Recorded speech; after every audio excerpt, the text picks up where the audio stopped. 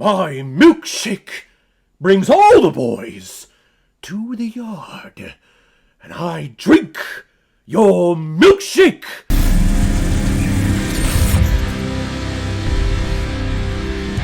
There Will Be Blood, released in 2007 and is directed by Paul Thomas Anderson, who is also behind such films like Boogie Nights, Magnolia, Punch Drunk Love, The Master, and Phantom Thread. And this film is starring Daniel Day-Lewis, Paul Dano, Kevin J. O'Connor, Kieran Hines, and Dylan Frazier. And the reason why we're talking about There Will Be Blood today is because it was a PayPal recommendation and donation from one of my longtime subscribers and contributors on this channel, Dr. Camp. You strike again with another recommendation, this time of a pretty excellent piece of cinematography and storytelling, unlike your other reviews that you typically send me where it's probably the most ridiculous thing I've ever seen before and it's great because of it. But this one was actually nominated for like a lot of Academy Awards, like Best Picture and Best Actor, which it won for Daniel Day-Lewis, cinematography, and I believe adapted screenplay. It's definitely an Oscar baity film. This is long, this is drawn out, this is very dramatic, something the Academy loves a lot. Daniel Plainview is a capitalist miner who is constantly looking for the next big score to make him insanely rich. And when he gets secret information of an ocean of oil flowing under a desolate piece of land, Plainview will stop at nothing at buying up every square inch of the land, building his own pipeline to source the oil, and will take advantage of every man, woman, and child to get it. However, this score is the most difficult that he's encountered, because now he's going to have to humor a bunch of the local residents and make outrageous claims like he has accepted Jesus Christ as his Lord and Savior. Basically, this guy is willing to do whatever he needs to do to appease people, to give him the things that he needs, to take advantage of them,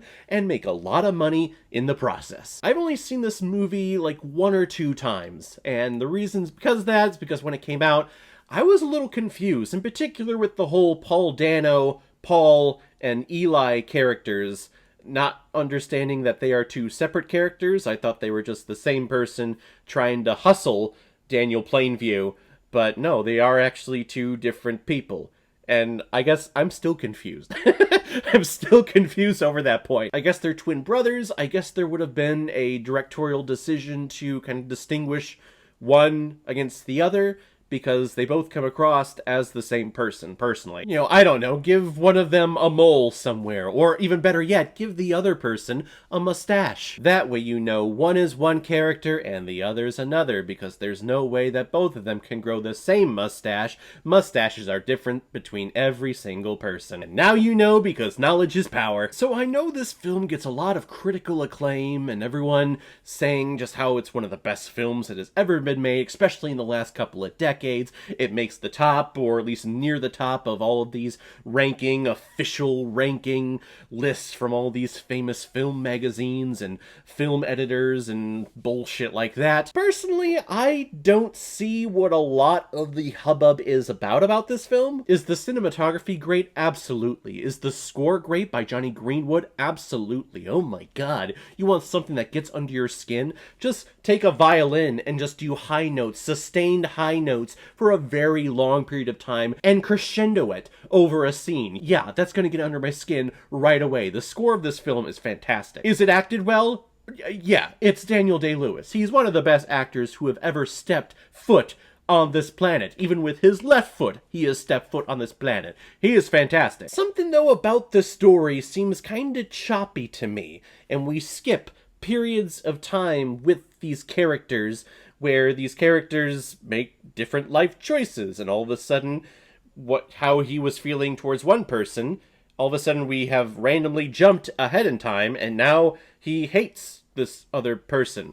I'm trying not to get into spoilers here, because it's kind of the climax of the movie, but if you watch the movie, you'll know what I'm talking about. He's madly in love with his son, and then randomly we jump ahead by like 10 or 20 years, and all of a sudden he hates him, and because he wants to start his own oil company, now Plainview is like, oh, so now you're my competition. Well, you are a bastard and a basket. Okay, I guess a little minor spoiler. It's hard for me not to talk about it. What this film boils down to is a very accurate representation of the idea of capitalism in this country. The idea of competition, the idea of going out and making your own fortune and taking everything for yourself and not leaving anyone for anyone else because you're the one doing the taking, going out and doing the taking. And that, in this country, is a very good thing. And it can lead to the rise of your empire, your wealth, your well-being, what have you, but it can just as easily lead to your downfall. And hell, even if things seem well at first and you get a whole bunch of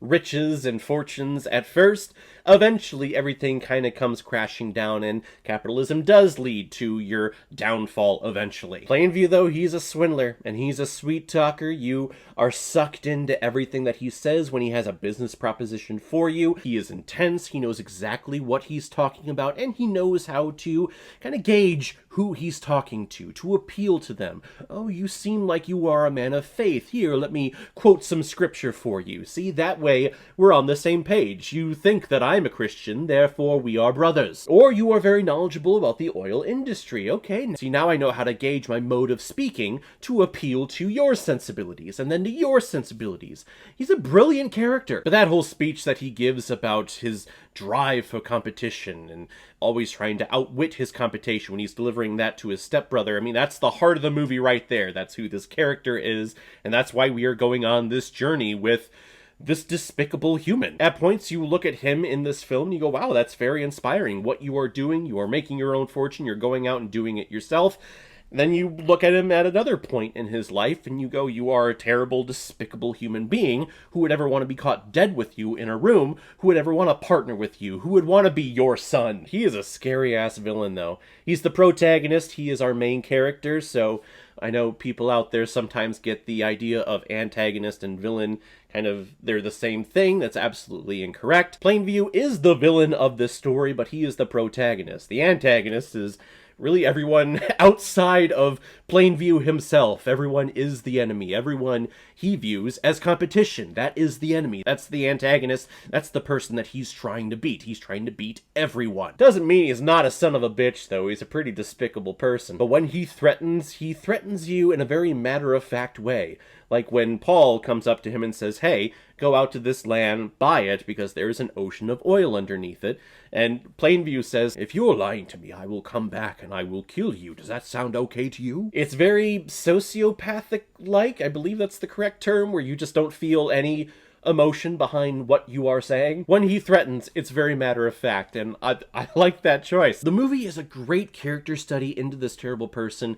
The story, though, as I've been saying, is very choppy, and we jump forward in time a lot of years, and there are character choices that have been made already, and then we get to that scene, and we are kind of just thrown into like, oh, well, a second ago, our time, the audience time, you were happy-go-lucky with this person, and now you absolutely hate them. What the hell happened? So I think the story, the writing of the story could have been better, which is strange because this movie is 2.5 hours long. It has plenty of time to establish characters and to establish these character beats, as opposed to skipping over certain beats that these characters go through off camera and having us just dive into a scene where that beat has already passed and a decision has been made. So it's maybe this film need to be 3 hours. I don't know. Please, no, it does not need to be 3 hours. This film was long enough. It's a very slow movie, just watching this character start at the highest of highs, going all the way down to the lowest of lows. Seemingly, I guess. A great performance from Daniel Day-Lewis, though. I mean, I'll never pass that up, so I'm never not going to watch this movie again. It's not at the top of my, hey, I want to go back and watch that, because that was entertaining. It's not entertaining at all. It is long, it is drawn out. You can hear it from the score, actually, where they will just play a note sustained for several minutes, and it just gets higher. The crescendo keeps building and building and building. That's this movie. It's all one big long crescendo into what Plainview does in the end, and I'm not going to spoil that. I think I've already spoiled too much here. I'm going to give There'll Be Blood 3.5 out of 5 Blu-rays. I am above average. day. So guys, if you've seen There Will Be Blood, what did you think about it? Or if you've never seen it before and you stumbled across it because of this video, then comment below, let me know what you thought about it. And as always, if you like what you see here, if you like my take on movies, then hit the subscribe button and make sure you hit that bell. See you the next time I release my next movie review. So guys, I will see you next time with my review of Bullet Train. So in the meantime, be well, be good to each other, and go watch a movie. Take care, guys.